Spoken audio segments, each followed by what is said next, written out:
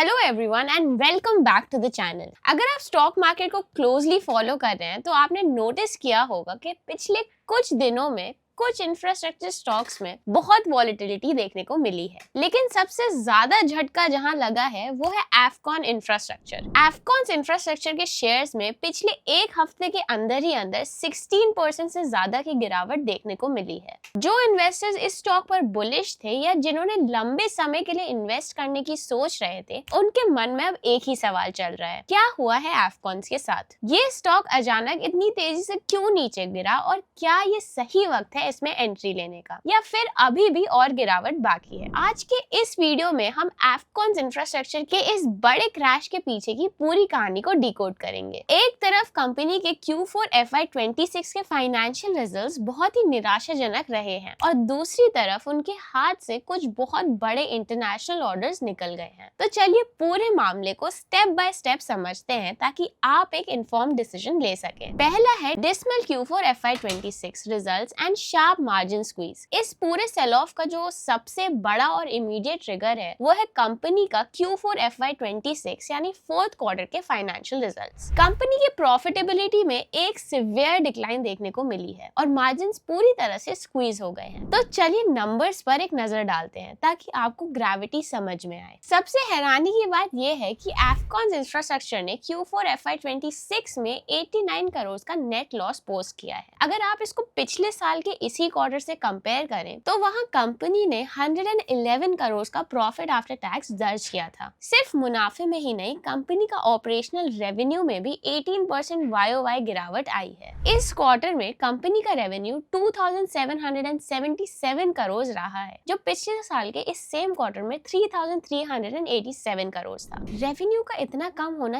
ये दिखाता है कि ऑनगोइंग प्रोजेक्ट्स की एग्जीक्यूशन स्पीड शायद बहुत धीमी हो गई है। किसी भी इंफ्रा कंपनी के लिए एबिडा और ऑपरेटिंग मार्जिन सबसे क्रूशियल मेट्रिक्स होते हैं। एफकॉन का एबिडा इस क्वार्टर में 59% प्लंज कर गया है। पिछले साल के 415 करोड़ के मुताबिक ये गिरकर सिर्फ 170 करोड़ रह गया है। और अगर हम ऑपरेटिंग मार्जिन की बात करें तो मार्जिन 12.2% से आधा होकर सिर्फ 6.1% पर आ गया है। मैनेजमेंट के मुताबिक FY26 एफकॉन के लिए एक चैलेंजिंग साल रहा है। कंपनी को कई सेगमेंट्स में स्लोअर ऑर्डरिंग एक्टिविटी का सामना करना पड़ा, जिसके कारण नए प्रोजेक्ट्स एक्सपेक्टेड पेस पर कन्वर्ट नहीं हो पाए। इसके अलावा जियोपॉलिटिकल टेंशंस और मैक्रो इकोनॉमिक अनसर्टेनिटीज ने भी इस बिजनेस एनवायरनमेंट को इम्पैक्ट किया है, जिसका सीधा असर प्रोजेक्ट एग्जीक्यूशन, रेवेन्यू ग्रोथ और मार्जिन्स पर देखने को मिला है। अब आते हैं दूसरे बड़े पॉइंट पर। स्टॉक मार्केट हमेशा फ्यूचर आउटलुक पर चलता है। अगर कोई कंपनी आने वाले साल के लिए अच्छी गाइडेंस देती है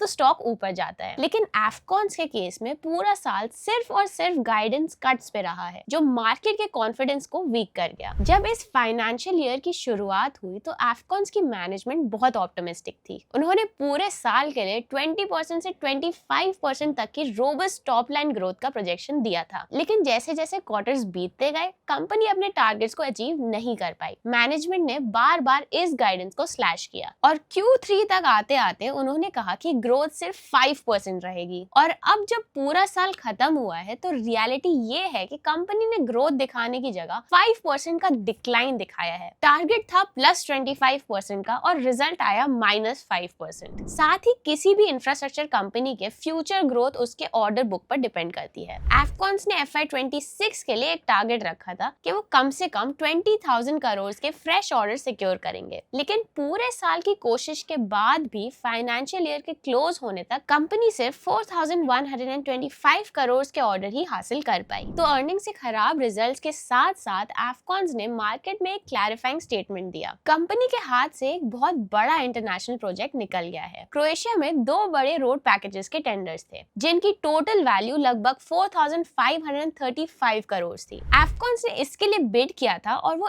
L1 बिडर बनकर उभरे थे। नॉर्मल कंडीशंस में L1 बिडर को ही प्रोजेक्ट मिलता है, इसलिए मार्केट को उम्मीद थी कि ये 4,535 करोड़ कंपनी के ऑर्डर बुक में जल्दी ऐड हो जाएंगे। लेकिन ट्विस्ट तब आया जब क्लाइंट यानी क्रोएशियन मोटरवेज लिमिटेड ने इन 2 रोड पैकेजेस के टेंडर्स को ही कैंसिल कर दिया। उन्होंने इसका रीजन ये दिया कि जो प्राइसेस कोट कोट किए गए थे वो उनके प्लान फाइनेंशियल बजट से बहुत ज्यादा हायर थे। उनके पास उतना बजट नहीं था, इसलिए उन्होंने पूरा टेंडर ही रद्द कर दिया। अब इसका इम्पैक्ट समझिए। हालांकि कंपनी ने ये साफ किया है कि क्रोएशिया में उनका एक और दूसरा मैसिव रेलवे प्रोजेक्ट चल रहा है जो अभी भी पॉजिटिव डायरेक्शन में है और फाइनल अवार्ड की तरफ बढ़ रहा है। लेकिन इस बड़े रोड प्रोजेक्ट का कैंसिल होना near term order book execution visibility के लिए बहुत बड़ा सेटबैक है। तो दोस्तों, अगर हम पूरी सिचुएशन को सम अप करें तो हम देख पा रहे हैं कि एफकॉन्स के लिए ये काफी टफ सिचुएशन हो गई है। अब यहाँ से कंपनी का फ्यूचर पूरे तरीके से दो चीजों पर डिपेंड करेगा। पहला है एग्जीक्यूशन कैपेबिलिटीज और दूसरा है ऑर्डर विन। अब बात आती है सबसे बड़े सवाल की जो आप सबके दिमाग में चल रहा होगा, क्या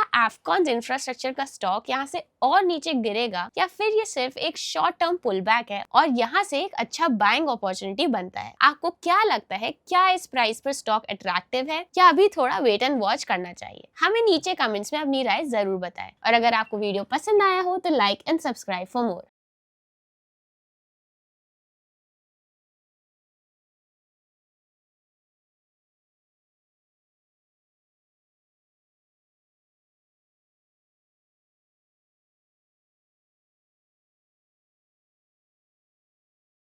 Investment in securities market are subject to market risks. Read all the related documents carefully before investing. Please read the risk disclosure documents carefully before investing in equity shares, derivatives, mutual fund, and or other instruments traded on the stock exchanges.